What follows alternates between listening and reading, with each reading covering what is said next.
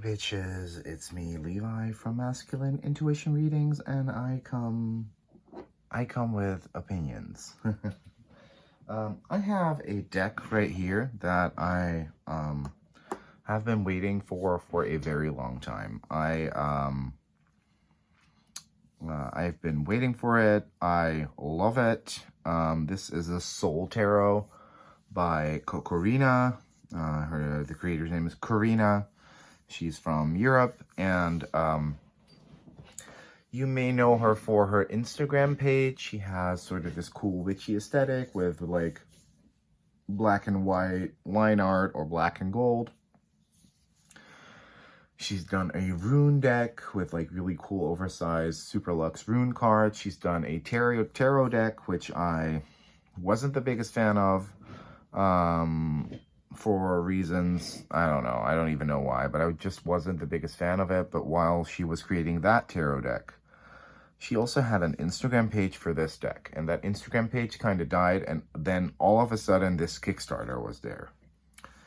And, you know, like I said, I have opinions. So the creator asked for an exorbitant amount of money in the Kickstarter. And the amount they asked didn't sit right with me. Anyone can ask whatever the hell they want for their product. Let that be clear. Let that be very, very clear. But sometimes I feel like people can get a bit greedy with their Kickstarter shit. I feel like, you know, I feel it's sort of courteous to ask for the money you need to get the stuff printed. But a lot of people are like, you know, they want to offer not just the deck, but they want, you know, they want gorgeous custom packing materials, wrapping paper, stickers, and they pretend like those are add-ons or stretch goals, but they're already kind of included in the goal. Because believe me, you don't need $20,000 to have a deck printed in a capacity of 500 decks. You don't. But apparently, I don't know where the hell she printed, but apparently Corina did. But that didn't sit well with me, so I had clicked I had clicked to back it, but I backed out as soon as I saw the amount that she was asking for. But anyways, you know, I knew that she was going to get funded because everybody loves her and loves her art. Cool. And I love this art as well. But I do want to get some stuff out of the way before I show you guys this, because there are quite a lot of things that just don't, I don't know, that just don't sit well with me. Especially because I know how printing works. So I want to be honest. And then again, I don't know where this was printed.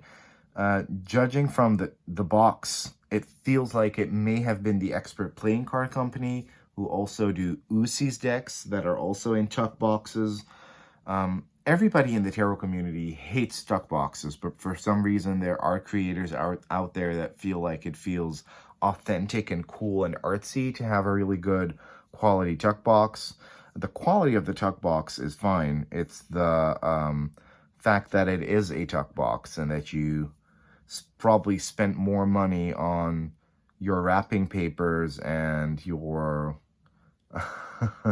and your custom shipping boxes that all get thrown out into the trash. That's kind of what doesn't sit well with me. I rather would have had a rigid two-piece box. That would have made me very happy.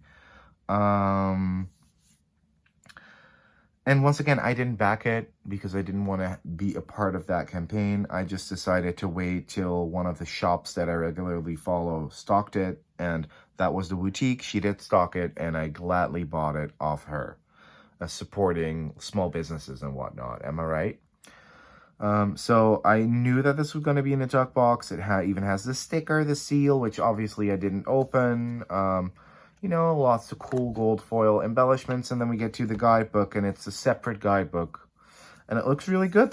Honestly, the printing quality on this is really good. I even got this cute little sticker, which is sweet, you know, like really nice. Like it. But I thought, oh wow, this is a chunky guidebook. There must be lots of great information in here. Well, unfortunately not. There's this story. First of all, there's lots of negative space, which is highly unnecessary. This guidebook easily could have been printed in a smaller way where it could have fit in a 2-piece rigid box. But yeah, like I said, lots of stuff that I don't find that interesting. But, you know, at least we get a bit of an explanation about this soul tarot, so that's nice.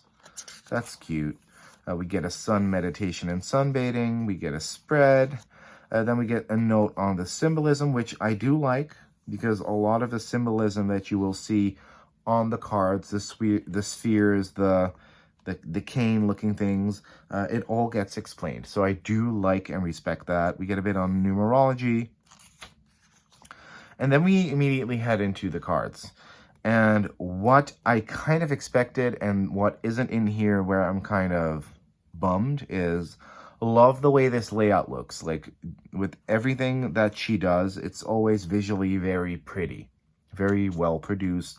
The guidebook paper too, it's really, really great. And we even get these end bookmark thingies, which I like, but I'm kind of like, when are we even going to use that for a little guidebook like this? Because there's not a lot here. It's an upright meaning. There's a reversed meaning. It's not that special. Could have been taken straight out of Arthur Edwards' Wade, Key to the Pictorial Writer Wade Smith Tarot. And, you know, this author, this creator may see this and not like that I'm saying this, but what I liked during the Kickstarter, she posted posts on her Instagram where we had the Writer Wade Smith card and her design next to it, and she pointed out why it was designed that way. And I kind of expected that to be in here if you're going to do, because as you can see, this is a very graphic design style deck. It's super hyper abstract, and I love that. But I would have loved to have seen that. That, which she already did. She was already doing it during her campaign. Why not have that be in the book? Or at least an explanation about it, right? So this just feels like the biggest waste of paper ever. And, you know, like, and I have to store these together or keep them separate, or I have to put them in a bag, or... But once again, it is visually stunning. You know, every little detail about this is awesome and perfect and gorgeous. But I'm not seeing a $20,000 plus. I don't even know if it was exactly that. So forgive me if I'm wrong, but it was definitely more than 15,000 US dollars that she was asking for. And I'm not seeing that worth in this product, and it just baffles me. I created the Brother to Brother Oracle. Do I have it around me? I should have. I don't even have my own deck up for grabs. I created the Brother to Brother Oracle as an extremely luxe product, and I managed to do that for like around, I think, 3,300 euros. Whatever. Maybe I'm ranting, maybe I'm being a bit spiteful, but whatever. So we get this tuck box. It has a really gorgeous satin matte touch, obviously gorgeous gold embellishments. I always open the bottom because I don't want to tamper with the sticker. The box is big enough as to where you can fit it in easily. The quality of the cardstock is really good. I haven't shuffled it. I can't wait to play with it. The cardstock is really, really nice. It almost feels a bit plasticky, but it isn't. It's a really interesting finish that we don't see a lot.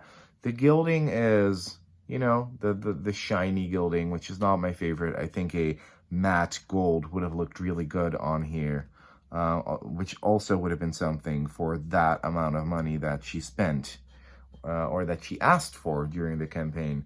She easily could have done something like that, but then again, I don't know if the printing company she used offers that, but, you know.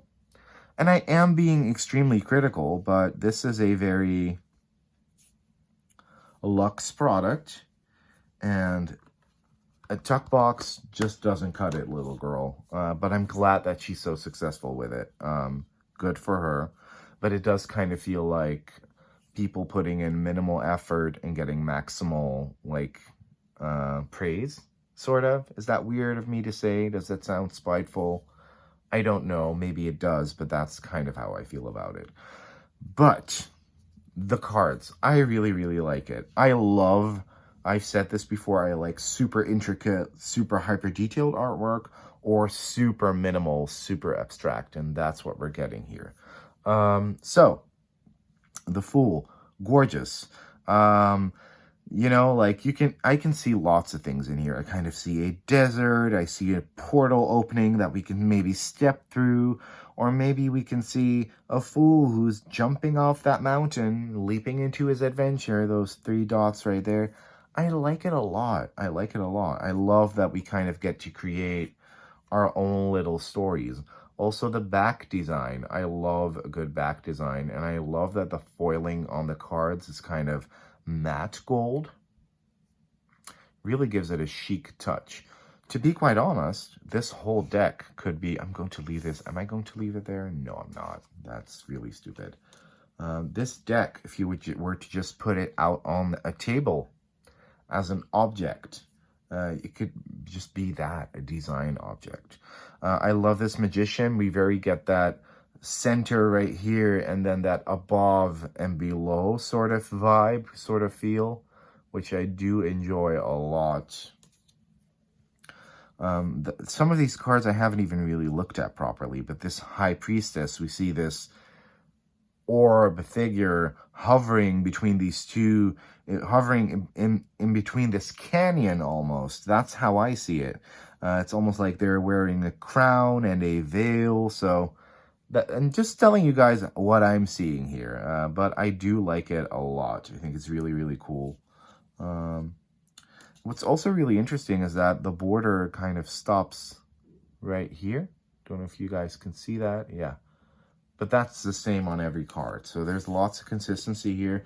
And like I said, I was talking very negatively and kind of like a Debbie Downer, but one thing that Karina is very good at is graphic design and aesthetically pleasing things. This Empress, totally getting Venusian energy from this sort of earthy goddess energy, where I feel like this figure we see in the middle is the Empress. I really think it's really well done, really smart. And once again, I was bitching about how the budget was spent, but I do know that foiling your cards like this can get pretty expensive, so maybe that's it. Same with the Emperor. Like, I'm seeing shit in this, and I like it a lot. I like that this level of abstractism allows for me to sort of get my own messages, rather than something that was already predetermined by a very, you know, concrete, not so abstract artist. Am I going to go through what I see in every card? I think not. But... you know, like, I don't know if you guys can actually see everything that well. Well, I think it shows up great. But you can kind of see the basic shapes of the Rider-Waite-Smith in there as well.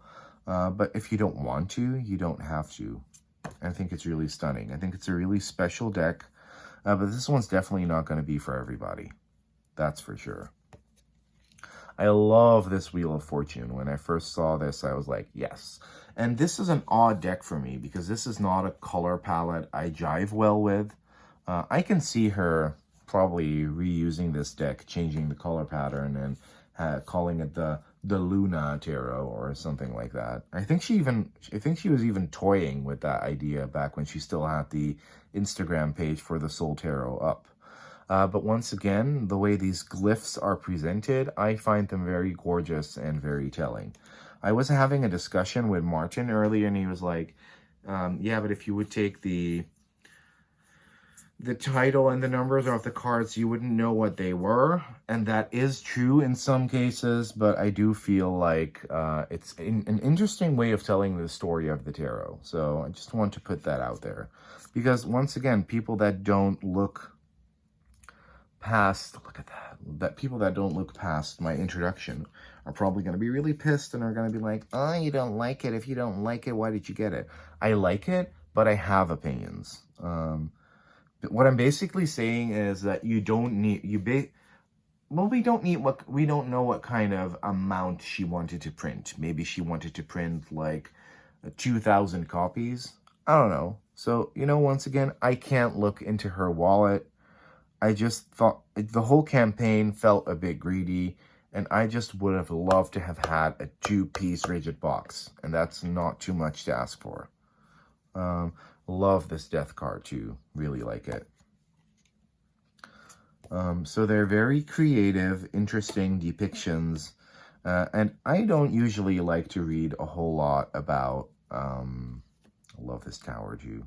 I don't like reading a whole lot about why the author did certain things. Like when it's a standard Llewellyn, Lisa Robertson, Barbara Moore affair, we can see what the card means because it's a Rider-Waite-Smith rehash with a theme, and they are, I don't like that, but they are really good at that. Llewellyn is probably the best at that.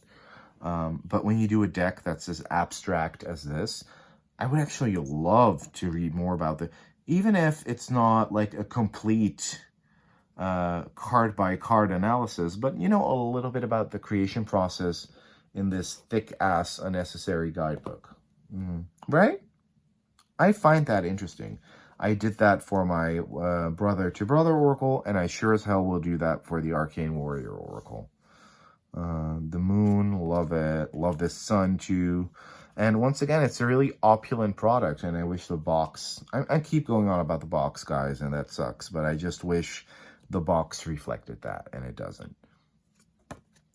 And then the world, once again, stunning. So it's really graphically, design-wise, I think it's a really big accomplishment to convey a card meaning like this. So then we head into the cups, and the cups have this really cool sort of salmon pink background for every card. So we get the ace, we get the 2, we get the 3, and it does become a bit more pippish, but it's, I don't know, I find it interesting. I find it cool and interesting. We get the 5, we get the 6, that's interesting. 6 of cups, oh, that's cool. We get the 7, we get the 8, the 9, and the 10. Well, we kind of get that rainbow. It's interesting, it's cool. Then we get the Page of Cups. We get the Knight of Cups, which I really like because I read Knight of Cups as, when I get it as a person in a reading, I read it as someone who's very in touch with the above as well as the below. So I do like that a lot. We get the Queen. And we get the King. Stunning, right? So then we head into the swords, which are this bright orangey, mustardy yellow. So we get the Ace of Swords, the 2, the 3. And I would have loved to have read more about these. Like, I would have loved to... And she did do that, like, for a lot of cards on her Instagram, but I want that to be in here. And not, I don't want to go back and scroll on her Instagram feed all the time. The 4, like that a lot. The 5, that's interesting, right? Yeah.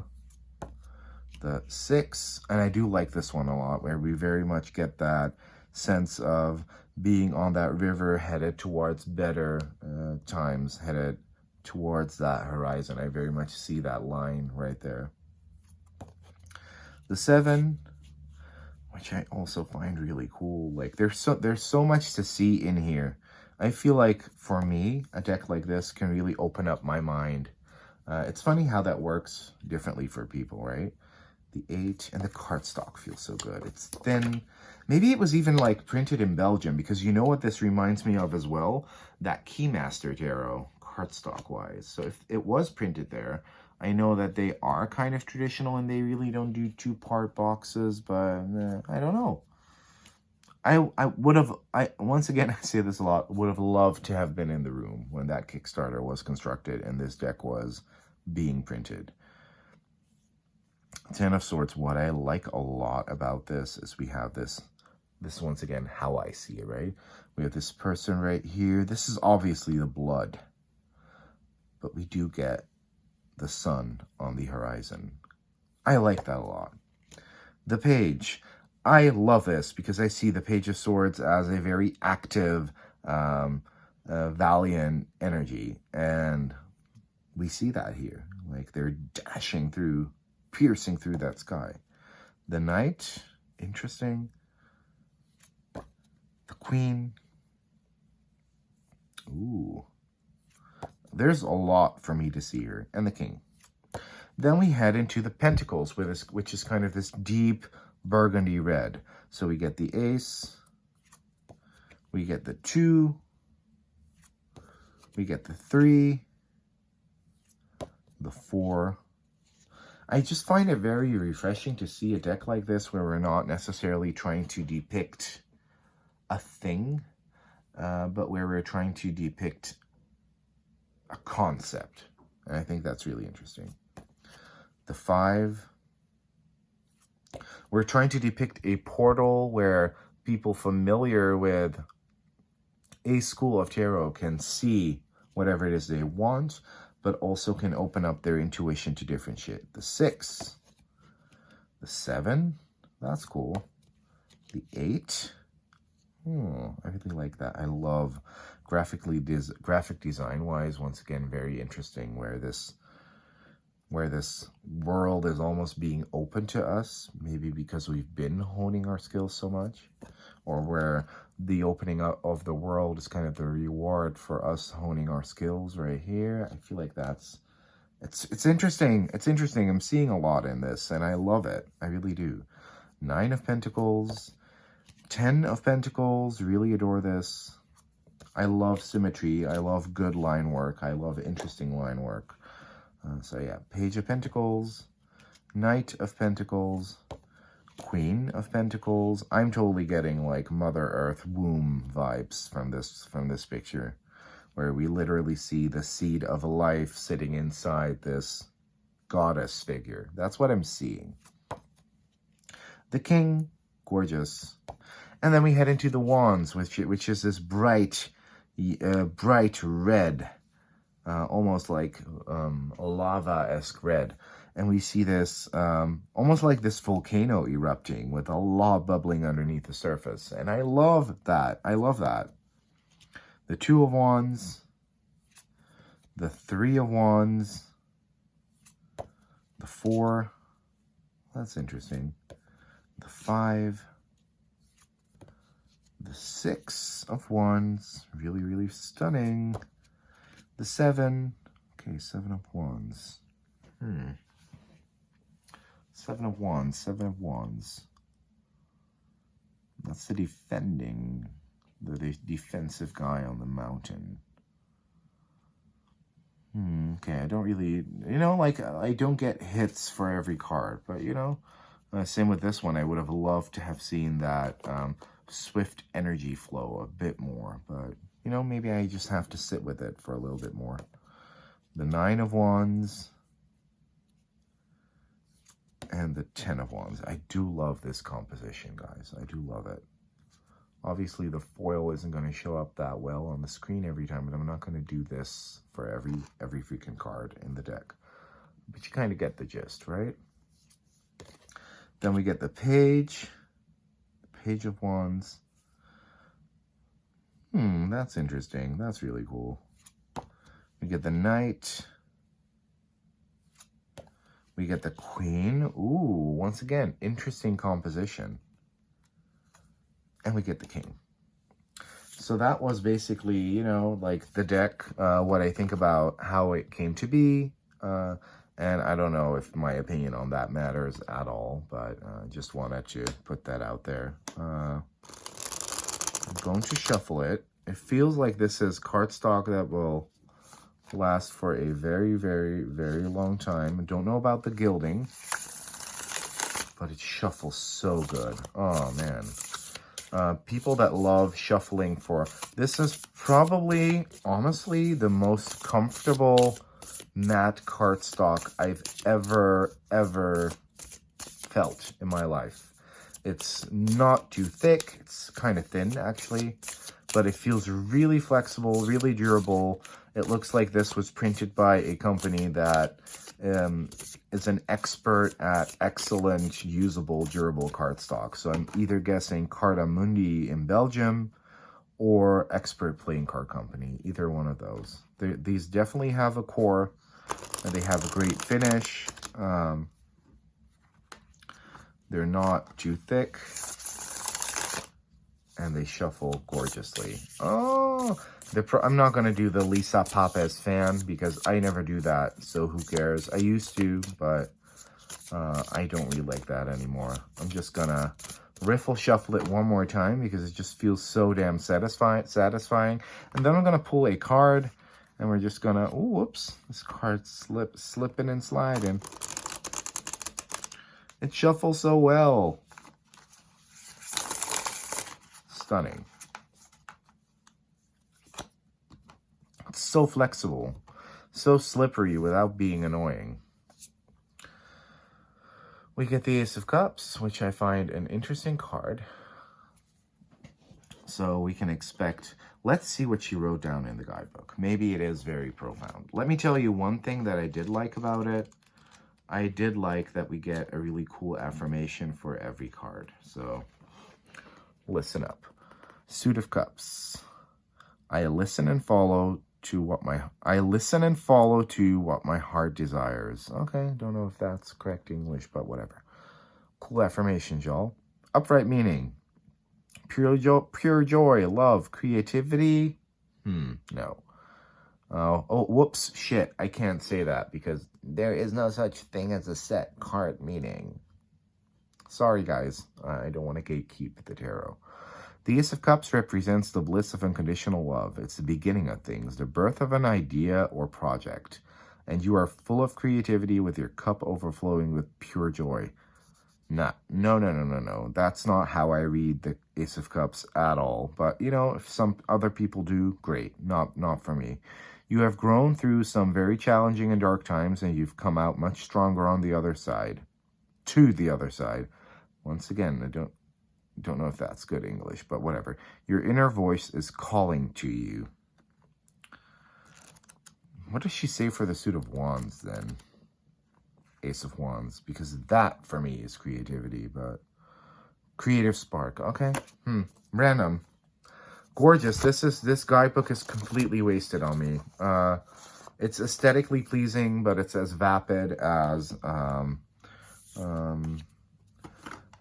a fart that you can't smell. Anyways, I do love the deck. I feel like, I don't know what she was on while she was creating it, but this works for me. It really does. This is going to be a really good reader for me. Because of how abstract it is, I will probably not use it for readings for other people that much, per se, because I do find that it is maybe something more apt for usage for myself. But I just wanted to let you guys know that I have this. I wanted to give my raw and honest opinions. And, you know, once again, I do love this. I love this deck. The guidebook, no. I think it's, to me, that's a waste of paper. But I do love the quality of the cards. And after all, if we have to be honest, the cards are what we use. That's the tool that we use. Thank you for watching. Sound off in the comments. I really want to engage with you guys on this one, and let me know what you think. Thanks for watching, and